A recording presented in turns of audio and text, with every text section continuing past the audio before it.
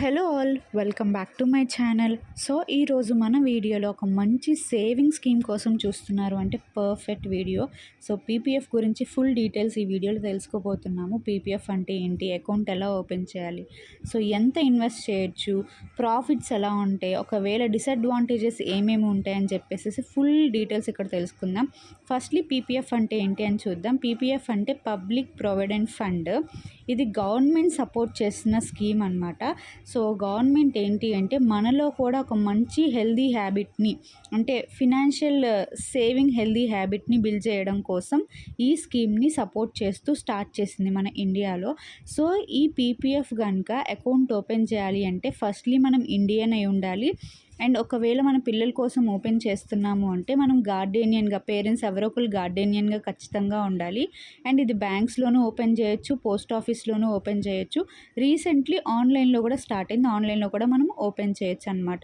Minimum investment వచ్చేసరికి 500, maximum వచ్చేసరికి 1.5 lakh per year అనమాట. సో 1.5 lakh మించి మీరు పెట్టారు అంటే వేస్ట్. సో దాని మీద ఏం ఇంట్రెస్ట్ జనరేట్ అవ్వదు. అండ్ ఇయర్లీ అంటే మనము అట్లీస్ట్ అకౌంట్ యాక్టివేట్ చేసేయడానికి మినిమం 500 అయినా ఇయర్లీ వన్స్ అయినా మనము డిపాజిట్ చేయాలి. ఫర్ ఎగ్జాంపుల్ ఇయర్ ఇన్వెస్ట్ చేసా, నెక్స్ట్ ఇయర్ నేనేమి రెగ్యులర్గా ఇన్వెస్ట్ చేయట్లేదు అంటే జస్ట్ ఆ ఇయర్ మొత్తం మీద 500 డిపాజిట్ చేసినా చాలు, అకౌంట్ అనేది యాక్టివేట్ అయ్యిద్ది. మనకి రేట్ ఆఫ్ ఇంట్రెస్ట్ అనేది ఎవ్రీ క్వార్టర్కి చేంజ్ అయ్యింది. ఇప్పుడు నేను ఈ వీడియో చేస్తున్న టైంకి 7.1% ఉందన్నమాట ఇంట్రెస్ట్ రేట్. కాకపోతే కాంపౌండింగ్ అవుద్ది. For example principal amount 1 lakh అండి నాది.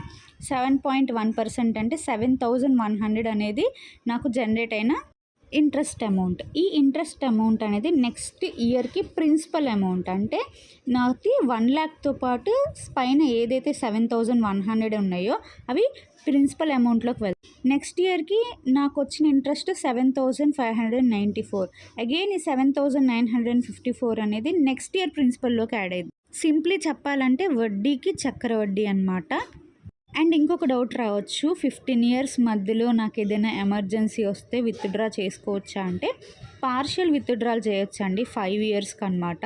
అండ్ కొన్ని స్పెషల్ కండిషన్స్లో, ఇంకా పర్సన్ చనిపోతున్నారు, డాక్టర్ కూడా డిక్లేర్ చేసేసారు అని అలాంటి స్పెషల్ కండిషన్స్లో అయితే మనం ఏదైతే అమౌంట్ పెట్టామో మొత్తాన్ని రిటర్న్ ఇచ్చేస్తారనమాట. అండ్ ఇంకొక ఇంట్రెస్టింగ్ థింగ్ ఏంటి అంటే ఈ పీపీఎఫ్ స్కీమ్ మీద కూడా మనకి లోన్స్ అవైలబుల్గా ఉన్నాయి. మోస్ట్లీ ఏంటి అంటే సరెండర్ వాల్యూస్ మీద మనకి బ్యాంక్ వాళ్ళు కూడా ఈ పీపీఎఫ్ స్కీమ్ త్రూ లోన్స్ ఇస్తారు. కాకపోతే ఒక చిన్న మైనస్ ఏంటి అంటే ఈ 7.1% ఇంట్రెస్ట్ ఏదైతే ఉందో అంటే 18 years ప్లస్ ఉన్న వాళ్ళకి మాత్రమే